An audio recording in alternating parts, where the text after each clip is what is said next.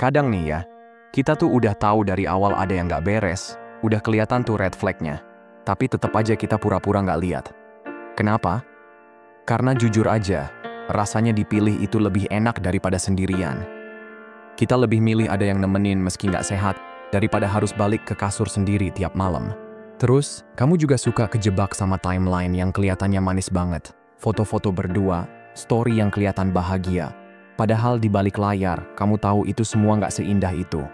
Dan parahnya lagi, banyak dari kita yang mikir, oh mungkin cinta emang seharusnya sakit ya, penuh drama, penuh air mata. Padahal, cinta yang bener tuh nggak bikin kamu tersiksa. Jadi stop buang waktu buat normalisasi luka yang kamu kira romantis.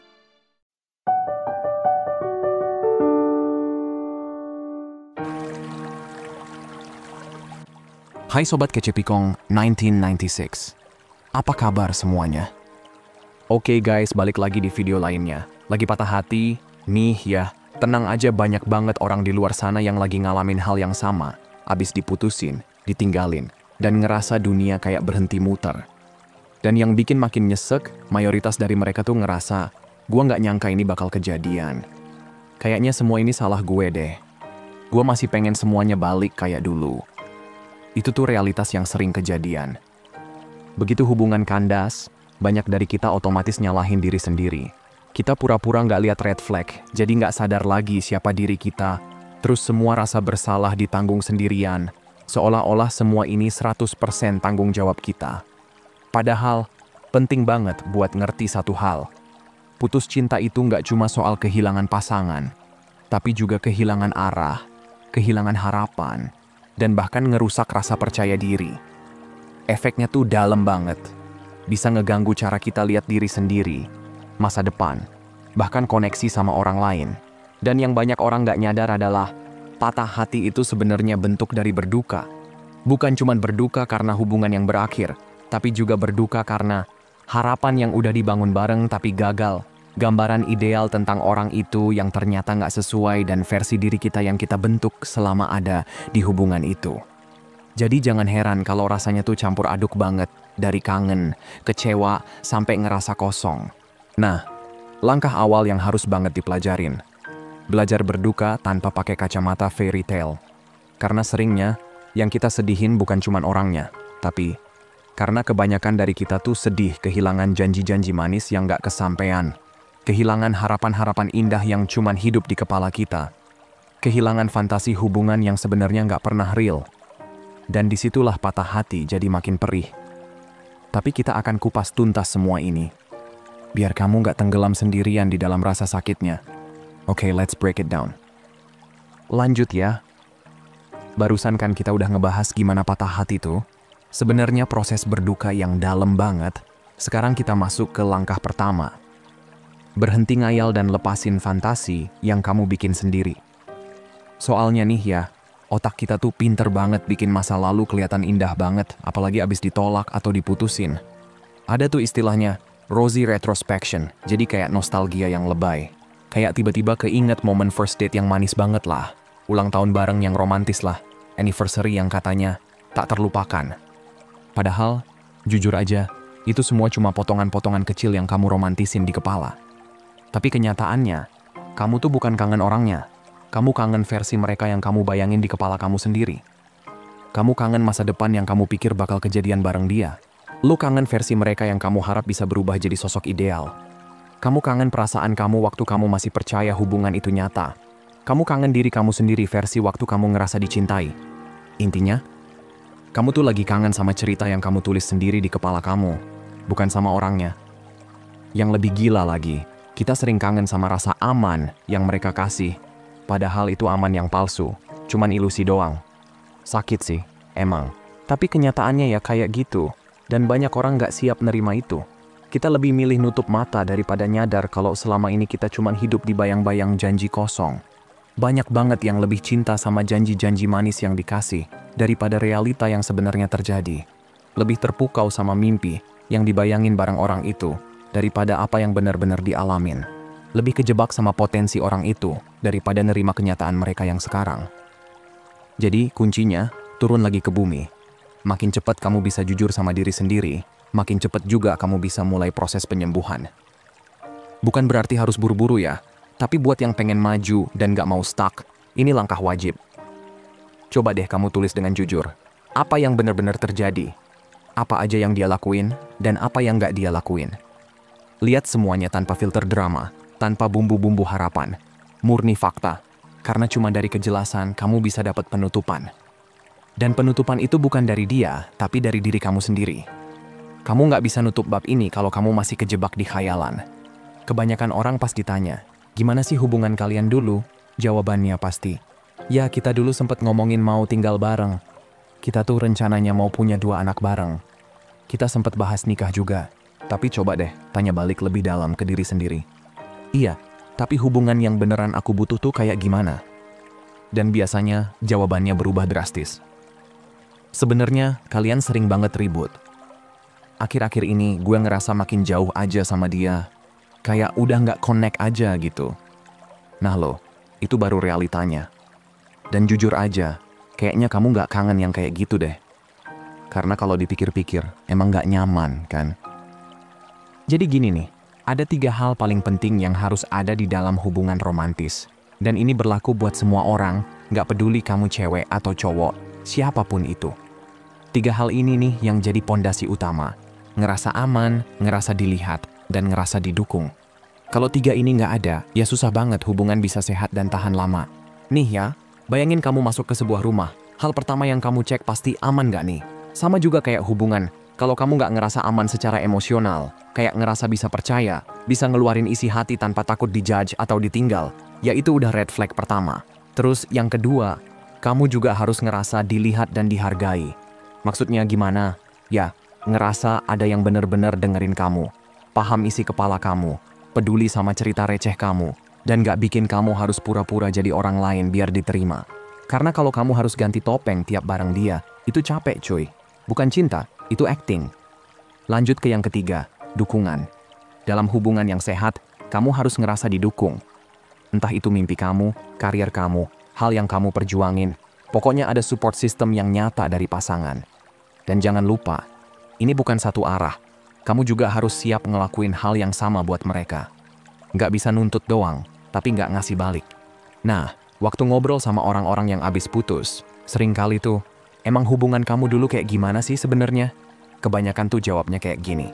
Gue sebenarnya nggak ngerasa aman sih. Atau kayaknya gue nggak pernah ngerasa didengerin deh. Atau gue ngerasa dia nggak dukung mimpi gue. Dan seringnya, 2 dari 3 hal itu nggak kejadian. Misal, kamu ngerasa didukung, tapi kamu nggak ngerasa aman. Atau kamu ngerasa aman, tapi kamu nggak pernah ngerasa dilihat.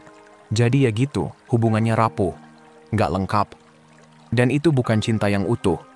Makanya, mulai sekarang penting banget buat kamu semua fokus sama fakta. Bukan fantasi. Bukan tentang, tapi dia pernah bilang mau nikah sama gue. Atau, tapi dulu dia sempat bilang gue satu-satunya. Hello, itu kata-kata, bukan tindakan nyata. Ngelihat hubungan tuh harus kayak ngelihat kaca bening, bukan pakai filter beauty. Karena kalau kamu terus ngelihat hubungan kamu pakai filter harapan, kamu bakal terus nyangkut di cerita yang gak pernah ada.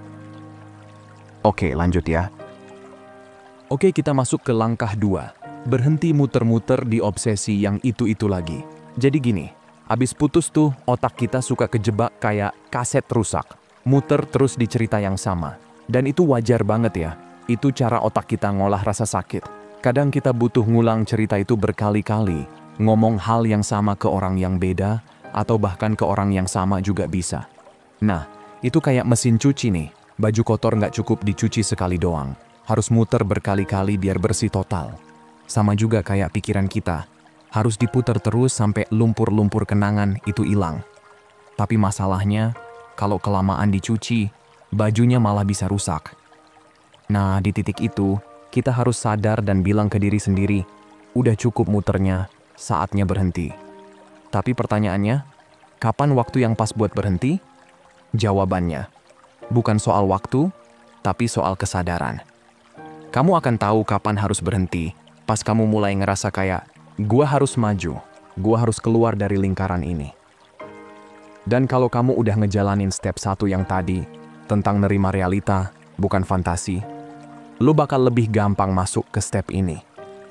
Ingat ya, kamu bukan lemah karena belum bisa move on. Kamu cuman lagi kecanduan secara emosional. Putus cinta itu beneran bisa ngaktifin bagian otak yang sama kayak orang yang lagi sakau. Serius. Makanya, tiap kali kamu ngecek Instagram atau TikTok mantan, ngeliatin story-nya, ngestok siapa yang lagi nongol di feed mereka, atau ngarep mereka upload sesuatu yang code buat kamu, sebenarnya kamu lagi nguat-nguatin si obsesi itu sendiri. Kamu tuh lagi nambahin bahan bakar buat mesin kenangan yang harusnya udah dimatiin. Jadi stop. Stop ngarep mereka bakal ngasih penjelasan. Stop cari-cari sinyal. Stop mikir caption mereka tuh buat kamu. Enggak, itu semua cuman bikin kamu makin nyangkut. Dan please, stop ngebagin energi kamu ke orang yang udah mutusin buat ngelepas kamu. Kamu layak buat tenang, bukan drama terus. Nggak cukup sampai situ, kamu juga harus berani block, mute, delete. Serius. Banyak banget yang nggak bisa move on karena masih ngikutin hidup mantannya. Padahal udah nggak jadi bagian dari situ. Terus ngeliatin mereka jalan sama orang baru, terus kamu langsung drama sendiri. Padahal itu cuma asumsi kamu doang. Otak kamu langsung bikin cerita baru yang ujung-ujungnya nyakitin diri sendiri. Sekarang kamu nggak cuma nangis karena masa lalu, tapi juga stres karena cerita masa depan yang belum tentu kejadian. Dan kamu bahkan nggak jadi tokohnya lagi. Jadi sekarang saatnya hapus semua pemicu. Foto, playlist, wangi parfum mereka, tempat nongkrong bareng, baju bekas mantan, semua yang bisa nyetrum kenangan. Karena memori emosional itu nempel banget sama hal-hal kecil kayak gitu. Dan kalau kamu masih nyimpen itu semua, otak kamu bakal terus-terusan nyambungin semuanya ke mereka. Nah, itu yang bikin kamu stuck. Solusinya, ganti obsesi itu sama rutinitas baru. Kamu harus gerakin badan, isi kepala kamu dengan hal-hal baru, ubah kimia di otak kamu. Jangan nunggu ngerasa lebih baik baru berubah. Ubah dulu, baru kamu bakal ngerasa lebih baik. Kadang kita nunggu si mantan balik buat nyembuhin luka, atau nunggu temen nenangin kita terus. Tapi pada akhirnya, yang bisa nyembuhin diri kamu itu, ya, kamu sendiri. Dan semua itu dimulai dari satu hal, berhenti muter di obsesi yang udah basi. Nah lanjut ya. Oke, masuk ke langkah 3, hentikan narasi, semua salah gue. Ini penting banget, karena biasanya abis putus tuh, otak kita langsung auto bikin cerita sendiri. Apalagi kalau nggak ada penjelasan yang jelas dari mantan, alias nggak ada closure. Nah, karena otak nggak suka ruang kosong, dia bakal ngisi sendiri tuh kekosongan. Dan sayangnya seringnya malah isinya nyalahin diri sendiri. Ini tuh disebut negativity bias, alias otak kamu lebih gampang mikir yang jelek-jelek tentang diri sendiri. Kamu jadi muter-muter mikirin, harusnya gua ngomong ini deh. Kenapa dulu gua gitu ya? Kok gue yang salah mulu sih? Sementara si mantan kayaknya sempurna banget dalam kenangan kamu. Padahal enggak, itu cuma cara otak kamu berusaha bikin cerita biar masuk akal. Lu tahu nggak kesalahan paling umum yang banyak orang lakuin abis putus? Nyalahin semuanya ke diri sendiri. Kamu jadi mikir semua salah kamu. Kamu replay terus tiap momen di mana kamu ngerasa kamu salah ucap, salah sikap, nggak cukup ini itu. Tapi stop deh. Jangan sampai kamu ngambil seluruh tanggung jawab dari sesuatu yang harusnya dibagi dua. Hubungan itu dibangun dua orang, rusaknya juga karena dua orang. Jadi nggak fair kalau kamu cuma nyorot kesalahan kamu doang, tapi nutup mata sama bagian si dia yang juga nggak beres. Coba tanya ke diri kamu, kenapa gue bikin ini semua seolah-olah cuma salah gue? Jangan sampai kamu lupa bahwa dia juga manusia. Dia juga punya kekurangan, punya salah, dan gak semua keputusan buruk dalam hubungan itu karena kamu doang. Jadi yuk mulai ubah narasinya. Gua bisa tanggung jawab, tanpa harus nyalahin diri sendiri terus-terusan. Catet tuh, ulang terus kalimat itu sampai nempel di kepala. Dan yang menarik nih, makin sering orang cerita panjang lebar soal hubungannya, makin banyak mereka sadar sebenarnya mereka udah ngeh sama red flags dari awal. Mereka sadar insting mereka udah ngasih sinyal, tapi sayangnya, mereka cuekin. Banyak yang nanya, gimana sih caranya belajar percaya sama orang lain lagi? Jawabannya sebenarnya bukan soal percaya orang lain, tapi soal percaya diri sendiri dulu. Karena kamu nggak bisa jamin orang lain bakal selalu jujur atau benar, tapi kalau kamu percaya sama intuisi kamu sendiri, kamu bakal tahu kapan harus stay dan kapan waktunya cabut.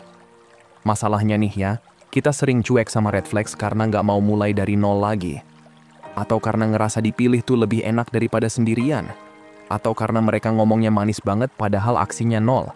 Atau karena, fotonya cakep. Kadang juga karena kita jatuh cinta sama potensi mereka, bukan sama kenyataannya. Mereka minta maaf tapi sekedar cukup biar kamu nggak pergi. Kamu takut ini kesempatan terakhir kamu. Dan parahnya, kamu pikir cinta itu emang harus nyakitin. Padahal, kita semua pernah kayak gitu. Ngabaikan red flags karena sibuk nyoba percaya sama orang lain, bukan sibuk belajar percaya diri sendiri. Jadi mulai sekarang, fokus bukan ke apakah dia bisa dipercaya, tapi ke gue percaya nggak sama batasan dan insting gue sendiri. Karena itu kunci utamanya biar kamu nggak kejebak lagi di hubungan yang bikin capek hati. Oke, kita masuk ke langkah 4. Cari closure versi kamu sendiri. Ini nih yang sering ke-skip tapi penting banget. Jadi gini, kalau kamu terus-terusan nunggu dia yang ngasih kamu ketenangan, kamu tuh lagi ngasih kuasa hidup kamu ke orang lain. Nunggu mereka ngasih kamu closure itu cuma bikin kamu makin bingung. Nunggu mereka yang memperbaiki kamu malah bikin kamu makin hancur. Nunggu mereka nolongin kamu sembuh, ya jelas nggak bakal sembuh-sembuh. Intinya, stop nungguin orang yang udah ninggalin kamu buat kamu sembuh. Kamu harus bikin ritual penutup kamu sendiri. Serius, bikin sesuatu yang simbolik gitu, yang bisa ngasih sinyal ke tubuh dan pikiran kamu bahwa, udah ya, bab ini selesai. Misalnya, nulis surat buat dia, tapi jangan dikirim ya, abis itu bakar. Bisa juga ngubur foto lama, atau hapus semua chat terakhir kalian. Terus jalan kaki tanpa bawa HP, nikmatin angin, nikmatin diri kamu sendiri. Karena closure tuh bukan dikasih orang, tapi dibikin sendiri. Mereka nggak akan datang buat minta maaf atau kasih penjelasan kenapa berubah. Mereka nggak akan ngangkatin rasa percaya diri kamu yang udah jatuh. Mereka juga nggak bakal balikin kamu jadi utuh lagi. Karena dari awal kamu sebenarnya udah utuh. Mereka aja yang bikin kamu ragu. Mereka nggak akan beresin kekacauan yang mereka ciptain. Lo yang harus stop berdiri di tengah-tengah reruntuhannya. Mereka nggak akan nyamperin kamu buat bareng-bareng sembuh. Jadi kamu yang harus terus jalan ke depan, tanpa nungguin. Dan ritual ini bisa macem-macem bentuknya. Bisa jadi janji baru buat diri sendiri, atau bahkan janji buat temen kamu. Yang penting ada sesuatu yang kamu tambahin ke hidup kamu sekarang. Karena masalahnya tuh, yang kamu kangenin bukan orangnya doang, tapi emosinya. Emosi yang dulu pernah bikin kamu ngerasa hidup, ngerasa disayang, ngerasa spesial. Dan kadang otak kamu ngeprank, bikin kamu pengen balik ke situ lagi. Padahal, kamu nggak butuh orang baru buat gantiin orang lama. Yang kamu butuh sebenarnya adalah emosi baru, pengalaman baru, koneksi baru. Gantilah cerita lama kamu, bukan sama orang lain, tapi sama gerakan baru, kegiatan baru, energi baru, bahkan aroma atau tempat baru yang bikin kamu punya chemical dan memori baru. Karena setiap emosi ada jejaknya di tubuh kita, dan satu-satunya cara buat ngelepasin itu, ya gantiin sama yang baru. Tapi harus healing dan benar-benar sembuh dulu ya. Jangan sampai kamu bawa beban emosional ke orang baru. Kasian dia nantinya, oke? So yuk, jangan tunggu-tunggu. Bikin penutupan versimu sendiri, biar ceritanya benar-benar tamat. Karena yang bisa nyelamatin kamu dari masa lalu, ya cuman kamu sendiri. Oke, masuk ke langkah 5, ngerasa sakit. Bukan berarti dia emang jodoh kamu. Nih ya, cuma karena kamu ngerasa sakit banget abis putus, bukan berarti itu pertanda kamu sama dia tuh ditakdirin bareng. Cuma karena kamu ngerasa kangen, bukan berarti kamu harus balikan. Dan cuman karena kamu mikir dia bakal balik, bukan berarti dia beneran bakal balik. Sambil kamu nunggu, kamu nggak tumbuh, kamu nggak berkembang, kamu nggak jadi versi terbaik dari diri kamu. Kamu stuck.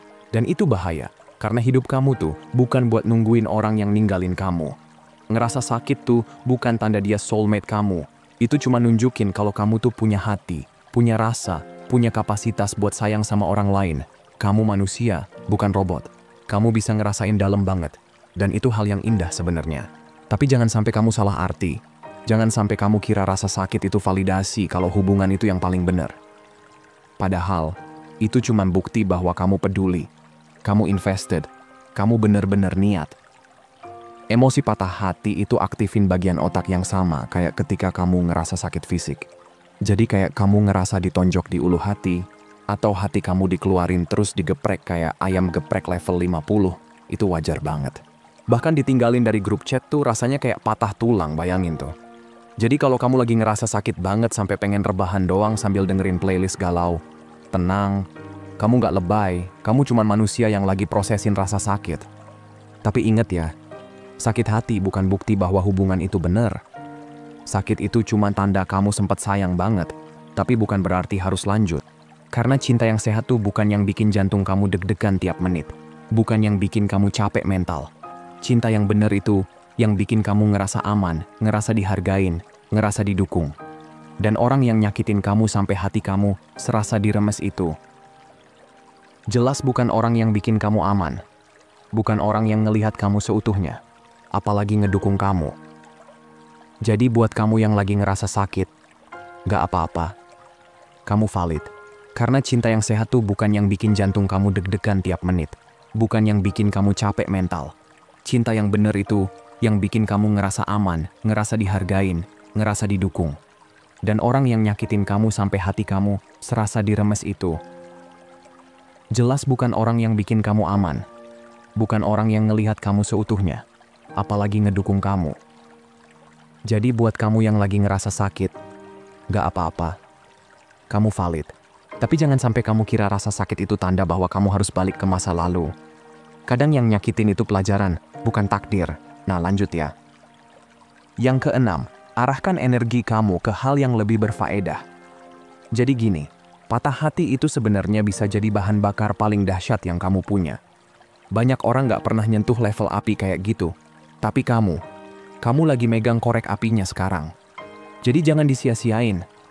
Pakai tuh energi, salurin, gerakin badan kamu, ubah ruang kamar kamu, ikut kelas baru, angkat beban biar otak juga keangkat, atau cari passion baru yang bisa bikin kamu bangkit. Tulis diary atau bikin konten kayak hidup kamu tergantung dari situ. Agresi tapi yang berfaedah. Jangan dipendam sampai ngerusak diri. Mending ubah tuh rasa hancur jadi bensin buat terbang lebih tinggi. Breakdown itu bisa jadi breakthrough asal kamu nggak tenggelam di dalamnya. Nah terakhir, dan gak kalah penting. Terakhir, berhenti nunggu momen yang tepat. Nih ya, kamu tuh bukan cuma lagi move on dari seseorang. Kamu lagi ngebangun ulang diri kamu yang sekarang. Setelah putus, otak kamu tuh ngalamin yang namanya identity gap, alias kekosongan identitas. Kamu nggak cuma kehilangan orangnya, tapi juga kehilangan versi diri kamu yang bareng dia. Kamu kehilangan harapan akan masa depan yang kamu pikir bakal kamu jalanin sama dia. Jadi tugas kamu sekarang, cari satu hal aja yang benar-benar milik kamu. Bukan pengaruh dia, bukan bayang-bayang masa lalu. Satu bagian dari diri kamu yang pengen kamu kembangin. Terus mulai gerak dari situ. Sekarang. Bukan bulan depan, bukan nunggu hati sembuh total. Tapi dari sekarang. Karena kamu bukan lagi mau balik ke diri kamu yang dulu sebelum kenal dia. Kamu lagi menuju versi baru yang lebih keren. Yang dia bahkan gak sempat kenal. Dan buat kamu yang sekarang lagi di fase patah hati ini, ingat satu hal. Kamu gak butuh penutupan dari dia. Kamu butuh permulaan baru dari diri kamu sendiri. Ambil semua pelajaran yang udah kejadian. Kamu nggak perlu mulai dari nol, tapi dari versi yang penuh pengalaman. Dan kamu move on bukan karena dia udah jalan duluan, tapi karena kamu mutusin buat maju juga. Jadi gini, kalau kamu lagi proses move on, jadi ada beberapa langkah penting yang wajib kamu tahu biar nggak nyangkut di masa lalu terus. Pertama, kamu harus sadar kalau dalam hubungan itu, yang paling penting bukan cuma cinta-cintaan doang, tapi soal ngerasa aman, dilihat, dan disupport. Kalau satu aja nggak ada apalagi dua, itu tandanya ada yang nggak sehat. Kedua, kamu harus berhenti muter-muter di lingkaran obsesif soal mantan. Kamu bukan orang gila kalau mikirin hal yang sama terus. Itu emang proses otak kita lagi nyuci emosi. Tapi jangan kelamaan, karena kalau diterusin, malah makin nyiksa diri. Block, mute, delete semua yang bisa jadi pemicu. Baik itu sosial media, playlist, bahkan bau parfum. Nah, langkah ketiga dan keempat, stop nyalahin diri sendiri dan bikin penutupan versi kamu sendiri. Jangan mikir semua salah kamu, karena hubungan itu isinya dua orang, bukan satu. Banyak dari kita suka ngabaikan red flag demi nggak mulai dari awal lagi. Dan yang bikin makin susah move on, kita nunggu penutupan dari orang yang ninggalin tanpa penjelasan. Padahal, closure itu bukan dikasih, tapi dibikin. Bakar surat, hapus chat terakhir, jalan kaki tanpa HP, lakuin sesuatu yang bikin tubuh dan otak kamu ngerti. Udah cukup sampai sini. Terakhir, di langkah ke-5 sampai ke-7, ingat ya, rasa sakit itu bukan bukti kalian berjodoh, itu bukti kamu sayang dan manusiawi. Tapi jangan keburu nganggep rasa sakit itu alasan buat bertahan. Gunain energi sakit itu buat bangkit, bukan buat meratapi. Ubah energi negatif jadi produktif. Angkat beban, cari passion baru, redesign hidup kamu. Dan yang paling penting, jangan nunggu siap baru mulai. Kamu nggak lagi jadi diri kamu yang dulu, kamu lagi jadi versi baru yang lebih kuat, lebih bijak, dan lebih keren. Yuk, move on dengan kepala tegak, bukan mata berkaca. Gue ngerti banget, buat siapapun yang lagi ngerasain ini sekarang, kamu nggak sendiri. Kalau kamu butuh insight lain, cek juga konten-konten gue yang lain di YouTube. Ingat ya, kamu berhak bahagia, kamu pantas buat dicintai dengan sehat, dan masa depan kamu nggak layak dikubur sama masa lalu. Gue selalu dukung kalian, let's grow and glow together. Oke guys, itu aja buat hari ini, sehat selalu ya. Semoga harinya menyenangkan, dan seperti biasa, hargai diri kamu di atas perasaan kamu. Abaikan apa yang kamu rasain, dan ingat apa yang kamu layak dapetin. Kalau mau hubunganmu jauh lebih baik dan sehat, hargai dan perlakukan dengan baik diri sendiri dulu. Makasih udah nonton ya, dan sampai jumpa di video berikutnya teman-teman.